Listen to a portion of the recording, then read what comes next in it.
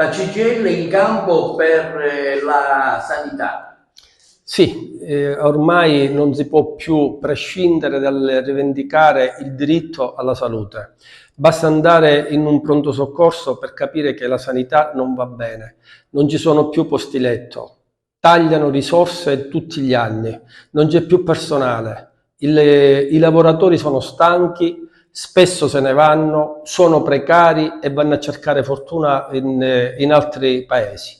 Questo è il momento di prendere atto che con l'autonomia differenziata che il governo qualche giorno fa ha approvato, il governo Meloni, sarà il colpo di grazia per i cittadini del Meridione e della Sicilia. In piazza con tutta questa gente per rivendicare il diritto alla salute così come l'abbiamo riconosciuto negli anni. La gente è povera, c'è disoccupazione e non si può più permettere di curarsi. In questo contesto il governo regionale ne deve prendere atto, metterci le risorse e finanziare una sanità di qualità. Manifestazione importante quella di Palermo? Una manifestazione di carattere regionale dove c'è questo corteo che parte dalla piazza del Parlamento per arrivare al Palazzo del Governo, dove ci sarà l'incontro con il Presidente Schifani. Ci sarà in piazza la CGIL con l'adesione di tante associazioni che in questo contesto si stanno spendendo per la propria terra. Avete preso posizione anche sulla di Agrigento?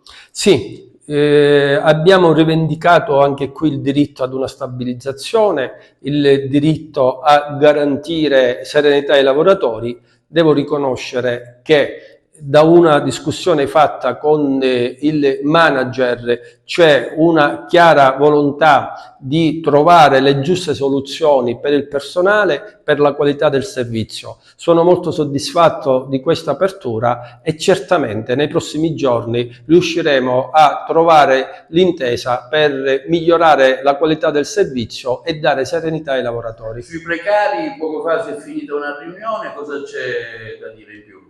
Abbiamo registrato l'impegno del commissario che vuole mantenere tutti i lavoratori in servizio ad oggi.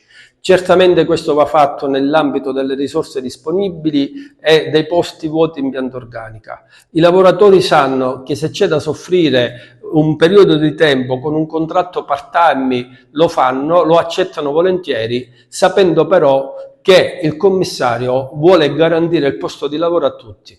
Con i pensionamenti e con le risorse che si vanno via via mettendo a disposizione, stiamo cercando di garantire l'occupazione a tutti i lavoratori che ad oggi sono in servizio.